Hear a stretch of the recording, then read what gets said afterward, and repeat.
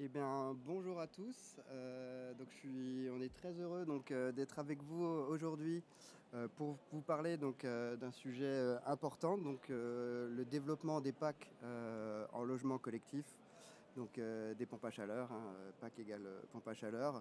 Et donc aujourd'hui, on va vous parler notamment des travaux qu'on réalise côté AFPAC pour accompagner notamment le déploiement de l'ensemble des technologies de pompe à chaleur en logement collectif. Et plus particulièrement aujourd'hui, on va vous présenter un premier guide issu de cette série de travaux sur la thématique du raccordement électrique des PAC collectives. Donc un guide qui a été rédigé avec les équipes de Pouget Consultants, dont on a Thomas, un des rédacteurs qui est ici présent. Et aussi on a bénéficié du soutien des équipes d'Enedis, puisqu'au final c'est vrai que Enedis nous a fait le plaisir de nous apporter son expertise sur ce projet de guide. Alors peut-être pour revenir très rapidement sur ce qu'est l'AFPAC, pour ceux qui ne connaissent pas l'AFPAC, donc l'AFPAC c'est l'association filière des pompes à chaleur, qui regroupe l'ensemble des professionnels de la pompe à chaleur. L'AFPAC représente l'ensemble des technologies de pompe à chaleur, que ce soit géothermique, mais aussi aérothermique, et aussi les systèmes qu'on appelle hybride. Et donc on peut voir qu'à l'AFPAC, on a plus de 70 membres au profil très varié. Ça va des représentants des industriels, en passant par les bureaux d'études, des centres techniques, de la normalisation, des certificateurs aussi, mais aussi des organisations professionnelles et notamment les représentants de la maintenance et de l'installation, au travers de la FFB, CAPEB, mais aussi du SINASAV, avec un objectif commun au final pour tous ces acteurs, de tirer au final la filière vers toujours plus de qualité, pour garantir au final à la PAC sa place en tant qu'équipement au final central au niveau de la transition énergétique. Alors pour revenir un petit peu justement sur des éléments de contexte, le développement, la place des PAC en termes de développement, et notamment dans la stratégie française énergie-climat. Donc on a aujourd'hui un parc de pompes à chaleur. Donc quand j'entends PAC ici, c'est ce que je vous ai surligné en jaune. Donc on va voir parmi les équipements de l'AFPAC les PAC aérothermiques, et aussi les PAC type géothermie de surface. La géothermie profonde n'est pas forcément traitée à l'AFPAC, mais en tout cas sur ces deux segments-là, on a aujourd'hui un parc qui produit plus de 40 TWh de chaleur renouvelable. Les pompes à chaleur sont toujours deuxième en bonne place, deuxième derrière la biomasse. Et donc en 2030, on va devoir doubler au final cette production, avec l'atteinte de plus de 80 TWh de chaleur renouvelable, que ce soit là aussi la géothermie ou des PAC, pour finir en 2035, selon les seuils bas ou hauts, à plus de 100 TWh. Donc tout ça pour vous montrer effectivement que les PAC le parc de PAC va connaître la plus forte progression parmi les productions ENR, et va rester parmi les premiers contributeurs de chaleur renouvelable, et dans les meilleurs scénarios représentera potentiellement un quart de la production de chaleur renouvelable à terme.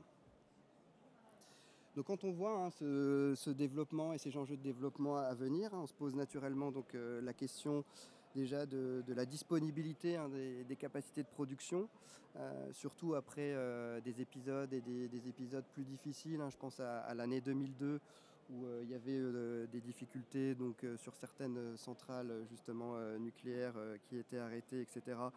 Donc une petite année de pénurie. Et bien notre outil de production se porte bien, puisque l'année 2024 a été particulièrement rassurante côté production électrique, puisque la production est revenue au plus haut.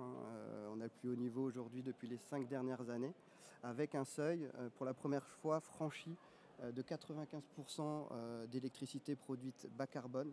Donc, ce qui s'explique notamment avec une production record de renouvelables. Aujourd'hui, dans le mix, on a quasiment donc, 30% de renouvelables. Et aussi donc, le relance du parc nucléaire qui aujourd'hui a retrouvé ses pleines capacités. Et aussi donc, l'hydraulique qui a eu des chiffres particulièrement marquants. Donc, un palier, pour la première fois, 95% d'électricité bas carbone.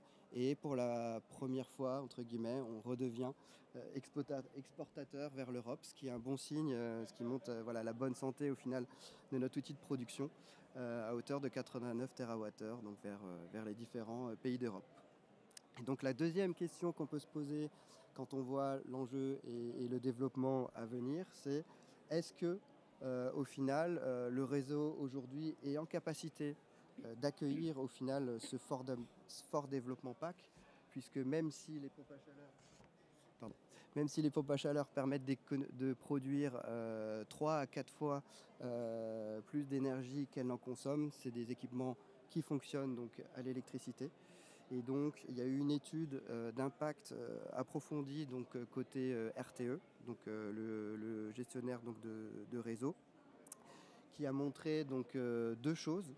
Donc, la première, c'est que le développement donc, rapide, donc, et notamment le remplacement rapide des chaudières gaz ou fioul par des pompes à chaleur, ne va pas entraîner d'augmentation significative de la consommation, puisqu'en parallèle, on mène donc, notamment donc, des politiques d'isolation du bâti qui génèrent au final un pool d'économie, et on a aussi donc, commencé à remplacer donc, le parc de convecteurs électriques existants par notamment des PAC RR qui sont particulièrement donc, adaptés pour cet habitat, ce qui crée aussi voilà, des viviers au final d'économie qui font que les consommations augmenteront, mais pas de manière significative. Et un deuxième point, c'est que cette intégration rapide des PAC donc, va augmenter la pointe électrique. Donc ça, vous avez pu lire peut-être dans certains documents. Mais Enedis, justement, RTE, dans son bilan 2023, nous montre et démontre que même dans les scénarios les plus pessimistes, ces pointes sont absorbables par le réseau actuel. Et donc avec différents bénéfices de cette accélération de développement des déploiements des PAC en parallèle de la rénovation des bâtiments. Donc pour la France, c'est plus de souveraineté énergétique, plus d'indépendance vis-à-vis donc, des productions fossiles, une balance commerciale positive, puisqu'il y a notamment un rapport du Trésor qui a montré que dans le pire des cas, ça serait entre plus 2 à 5 milliards sur la balance commerciale française, et donc une réduction drastique des émissions de CO2.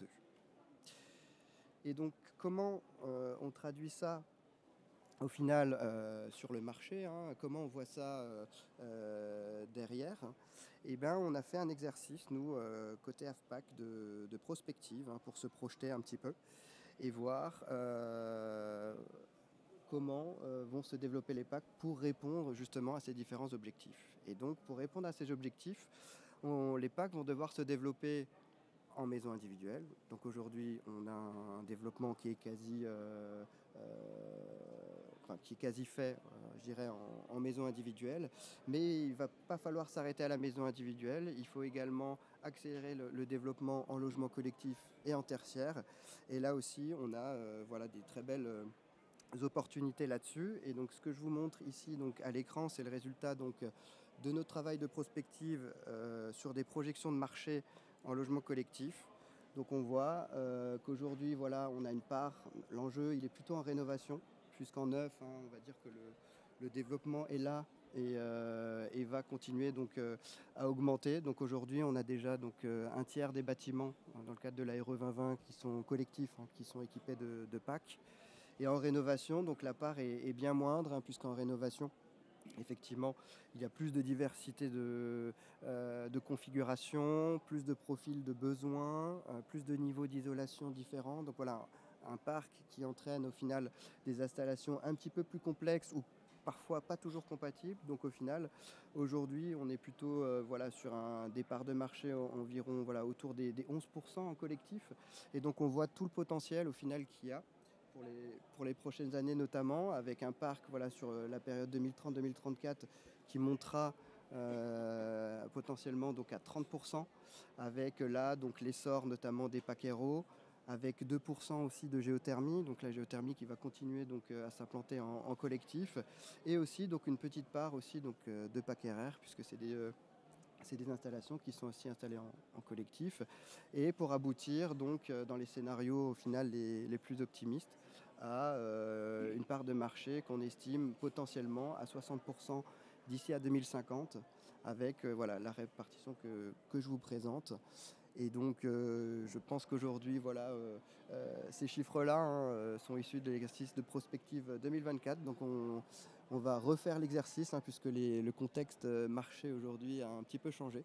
Donc voilà, c'est possible que ça bouge un petit peu, mais en tout cas, tout ça pour vous dire que le grand enjeu, ça va être surtout la rénovation. Et donc l'avantage au final, la chance qu'on a au niveau des solutions de pompe à chaleur et des solutions thermodynamiques, je dirais en général, c'est leur diversité et leur adaptabilité. On a un ensemble de solutions, donc que ce soit des solutions collectives, donc notamment qui viennent en remplacement de chaufferie.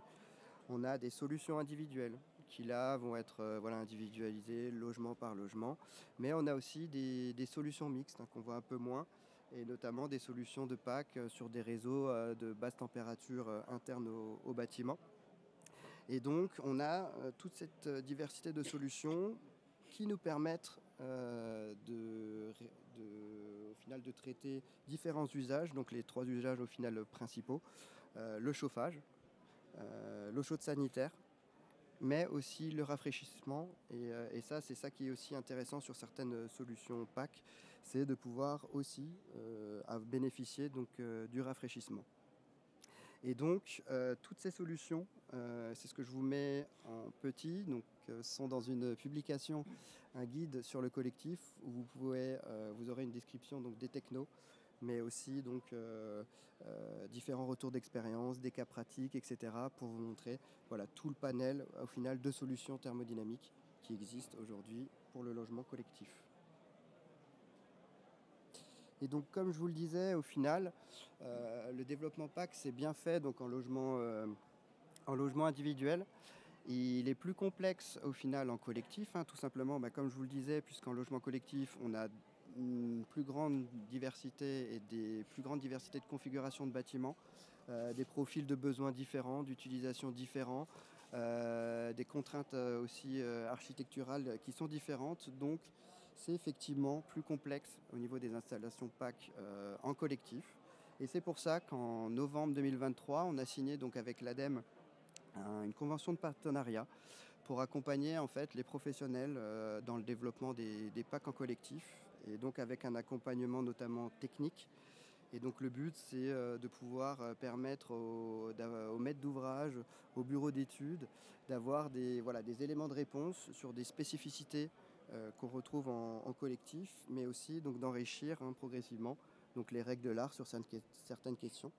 Donc notamment aujourd'hui, ce qui va nous intéresser, ce qu'on va vous présenter, c'est la problématique du raccordement électrique, sur lesquels il y avait un besoin un petit peu de démystifier, je dirais, le sujet.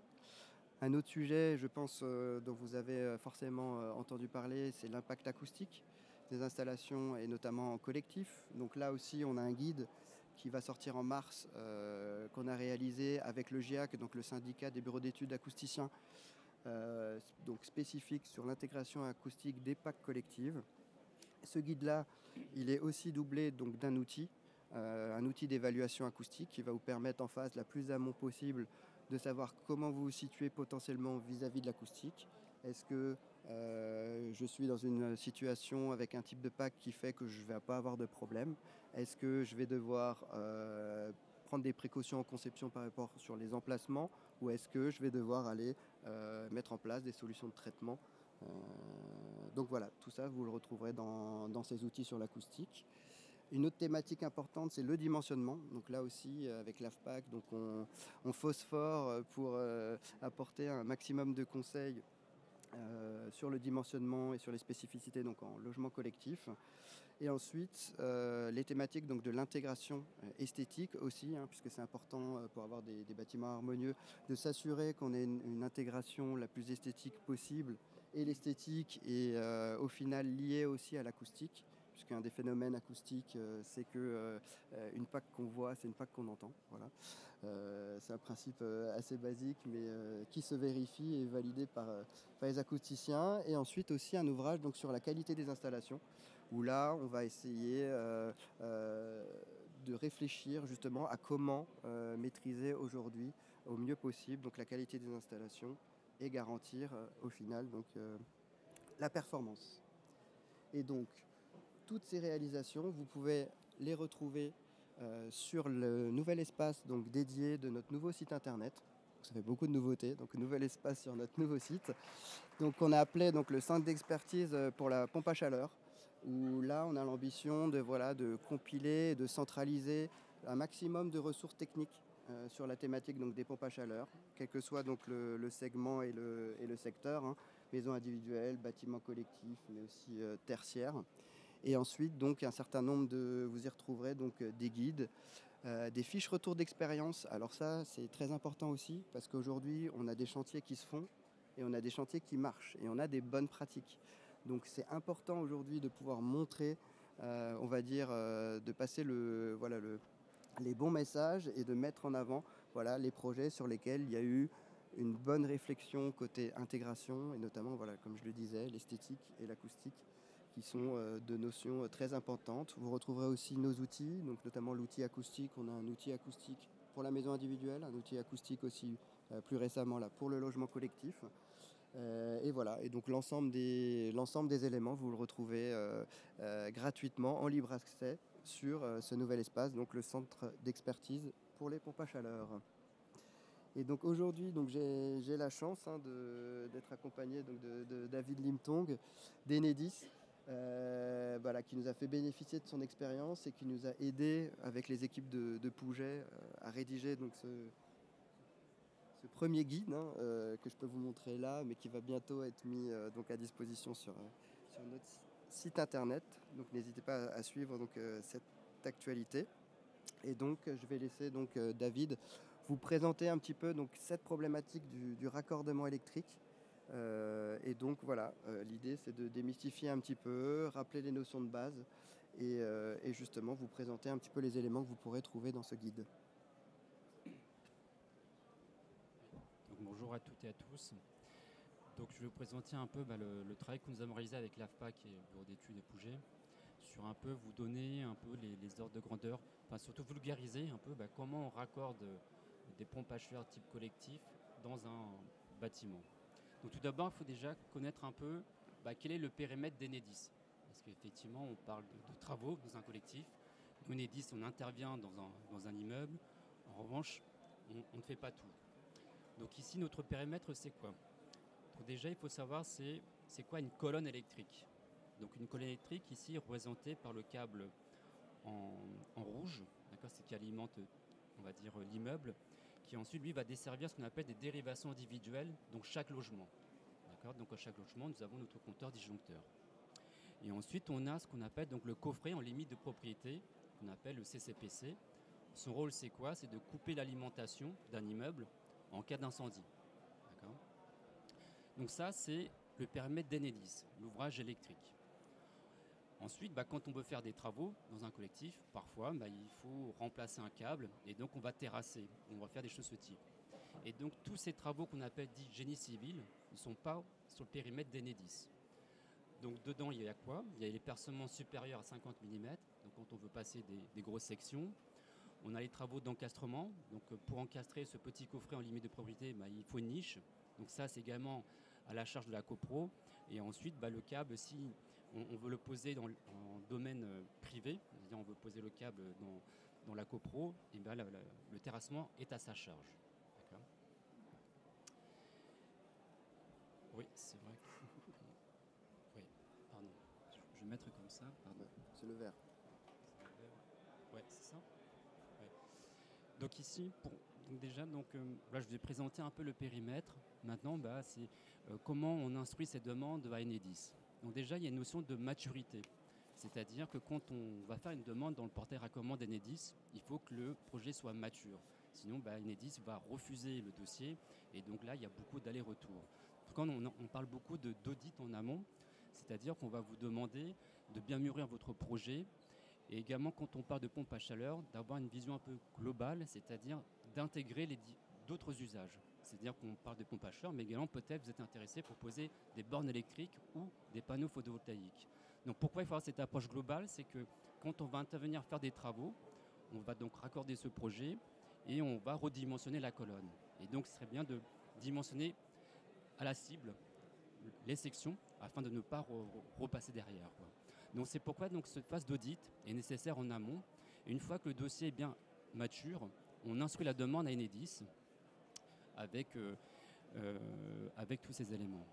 Tu peux passer. Tu peux passer. Ah oui, pardon. C'est quand tu fais? Ah, c'est ça. Ah, ok, ça marche.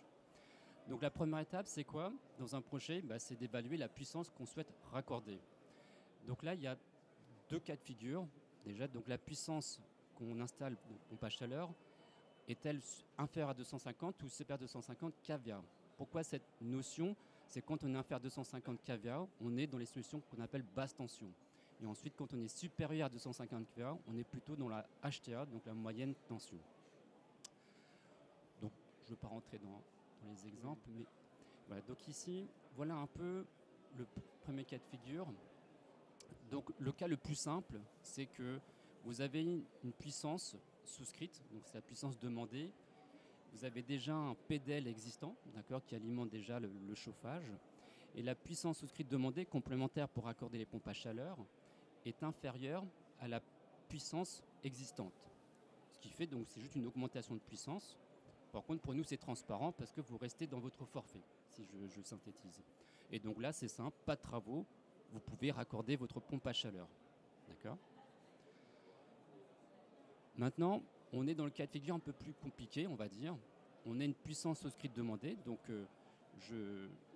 j'intègre donc toutes les pompes à chaleur que je raccorde, et là, je suis supérieur à la puissance existante, d'accord, le forfait, l'abonnement que vous avez au niveau du collectif. Et dans ce cas-là, nous, Enedis, on a mis à disposition des outils pour simuler votre raccordement. Donc, simuler mon raccordement, c'est quoi? C'est un outil qui vous permet de vous donner des ordres de grandeur, savoir est-ce que le dossier est simple ou pas. Quand on dit simple, c'est-à-dire qu'on peut raccorder, on va dire, votre projet simplement sur la colonne, que je vous ai montré tout à l'heure. Et quand on dit complexe, c'est-à-dire qu'il y a des travaux réseau. On va toucher à la structure, basse tension, ce qui faut faire des renforcements. Donc ça, c'est simuler mon raccordement. C'est un outil qu'on met à disposition pour vous pour vous donner des ordres de grandeur sur la complexité de votre projet. Et ensuite, donc celui-ci, donc on allait sur simuler mon raccordement. On connaît déjà un peu est-ce que le dossier est simple ou compliqué. Et donc là, on est dans le cas simple. Et dans le cas simple, on a plusieurs types de solutions techniques de raccordement. Donc je vais les prendre dans l'ordre. Tout d'abord, ce qu'on appelle le raccordement en pied de la colonne. Donc le raccordement en pied de la colonne, hop, pardon. Ouais, ah oui, ok. Bon, je vais sauter ici, excusez-moi. Donc là, ici, nous sommes sur la façade de la copro. D'accord ? Ici, on a vu le coffret qui est en limite de propriété. Et donc là, je vais raccorder ce PRM au pied de la colonne électrique. Parce que la puissance le permet. Donc ça, c'est le cas le plus simple. Ensuite, donc si je ne peux pas raccorder sur ce pied de colonne, je vais basculer sur la seconde solution, où là, je vais raccorder directement sur le coffret en limite de propriété. L'impact de quoi ? L'impact, si on se raccorde sur cette solution, c'est qu'il va falloir remplacer ce coffret et donc forcément élargir la niche. Donc il y aura des travaux génie civil, par exemple. Donc ça, c'est le deuxième cas de figure. Et ensuite, si on ne peut pas raccorder de cette manière, toujours on continue. Et là, on va se raccorder directement sur le réseau d'Enedis. On va créer donc un nouveau coffret et ensuite, on va lui dédier une alimentation. Ouais, donc dans ce guide, on a expliqué de manière chronologique, en fonction de la puissance qu'on souhaite raccorder, les différentes solutions du plus simple vers la plus complexe. Et ensuite, donc plus compliqué, parce qu'on rentre dans les dossiers, on va dire les plus grosses puissances. Et donc si la puissance des pompes à chaleur qu'on installe avec les puissances existantes est supérieure à 250 kVA, donc là on va directement se raccorder sur un poste de distribution HABT. D'accord. Et quand la puissance installée est supérieure à 250 kVA, donc on est sur la HTA, dans ce cas de figure, et bien là c'est une alimentation dédiée, on crée un poste de livraison.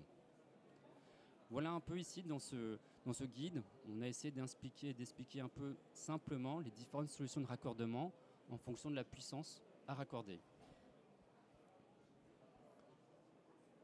Et là, on parle beaucoup de coûts également, parce que le coût est nécessaire dans votre plan financier.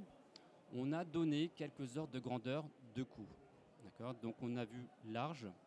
Donc suivant la solution technique que je vous ai présentée tout à l'heure, ici vous avez des ordres de grandeur. D'accord ? Donc ça reste des ordres de grandeur, attention. Donc là c'est vraiment une estimation suivant le type de raccordement. Comme je dis, on se raccorde sur le compteur existant, là il n'y a pas de travaux. On se raccorde au pied de la colonne, on est de l'ordre de 3 à 8 kilo-euros, etc. D'accord ? Donc, bien évidemment, si vous voulez donc, un devis précis par Enedis, donc vous faites une demande de raccordement, et ensuite on étudie le dossier, on vous enverra le devis avec les travaux précis.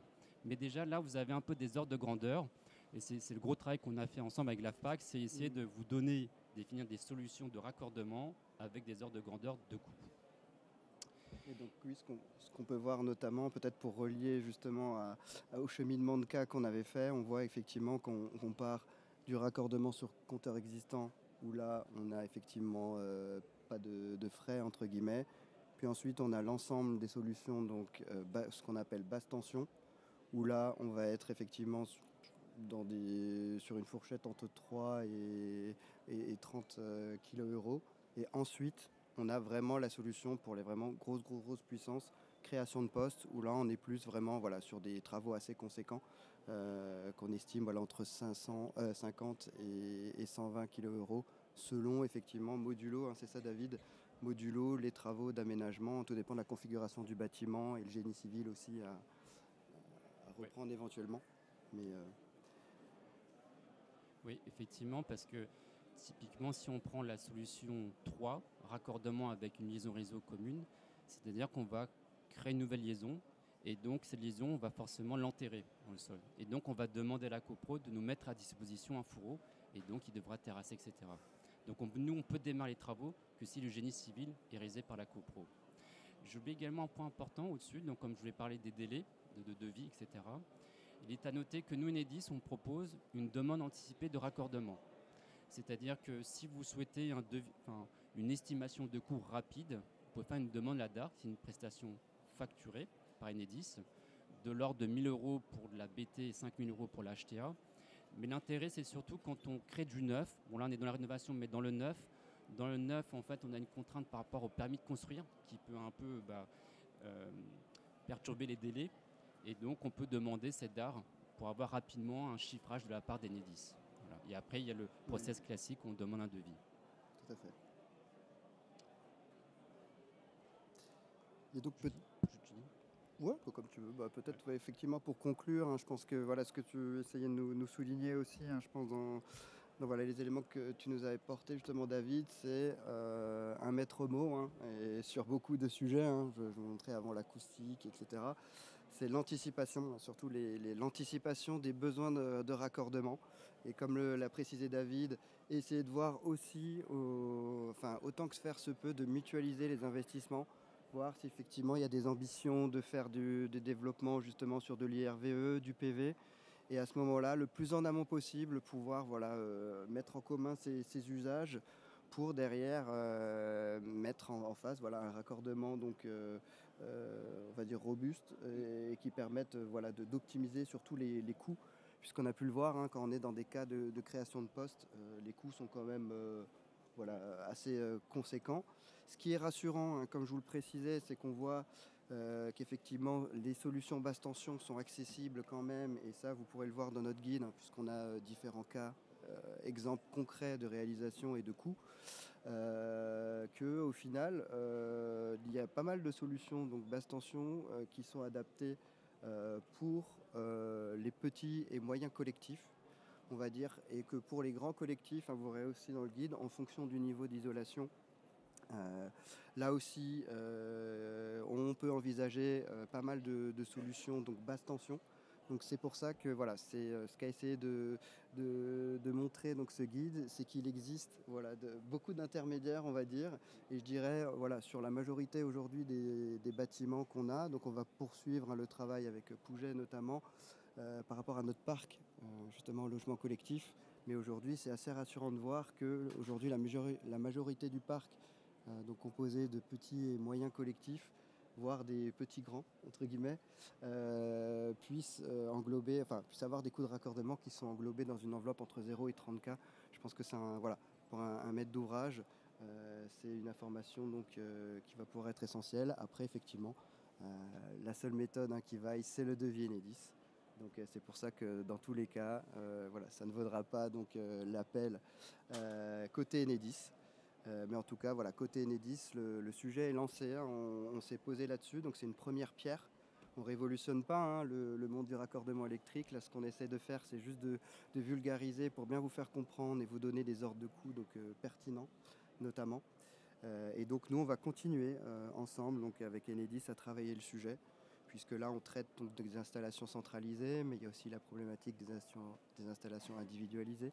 Les unités extérieures sur le toit, etc. Donc voilà, c'est un premier tome, disons une première pierre sur la thématique du raccordement collectif.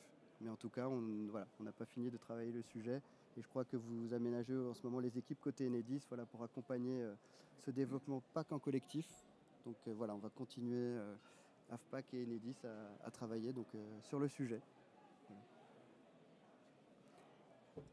Merci beaucoup. Donc on a fini pour aujourd'hui. Je vous laisse découvrir du coup le guide sur notre site internet qui devrait être publié, je pense, courant de la semaine prochaine. Là, c'est tout frais.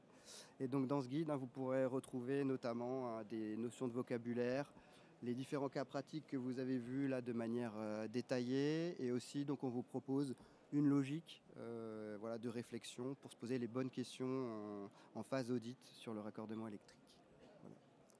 Si vous avez des questions par rapport à cette problématique du raccordement ou sur les différentes actions qui sont prévues, peut-être côté AFPAC sur le collectif.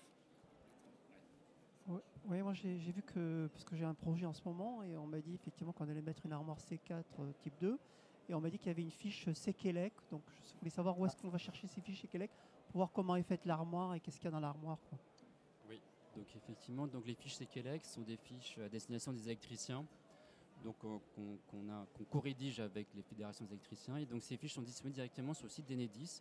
Vous tapez le numéro de la fiche, vous tapez Sekelec, fiche Sekelec, Enedis, et vous allez trouver le lien après sur internet.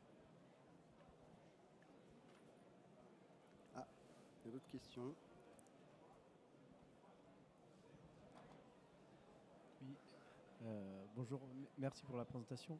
J'avais juste une petite question. Vous avez présenté les différents coûts par rapport aux différents types de raccordement. Est-ce que vous venez aussi donner, suite au retour de terrain, les délais de raccordement des différents, j'imagine plus c'est complexe, plus de temps ça peut prendre?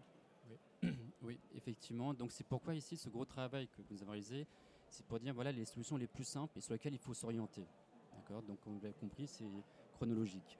En revanche, après lui associer des délais, c'est compliqué parce que tout dépend de la région. Parce que si on fait une demande plutôt dans les zones urbaines, là on a plus de dossiers, donc on n'est pas sur les mêmes délais. Voilà. Mais c'est pourquoi donc on essaie dans ce travail vous donner un maximum d'éléments pour que vous puissiez bien préparer votre dossier afin qu'il soit exhaustif. Et quand vous allez faire vos demandes auprès d'Enedis, eh bien, le Enedis réceptionne le dossier complet et on ira vite ensuite.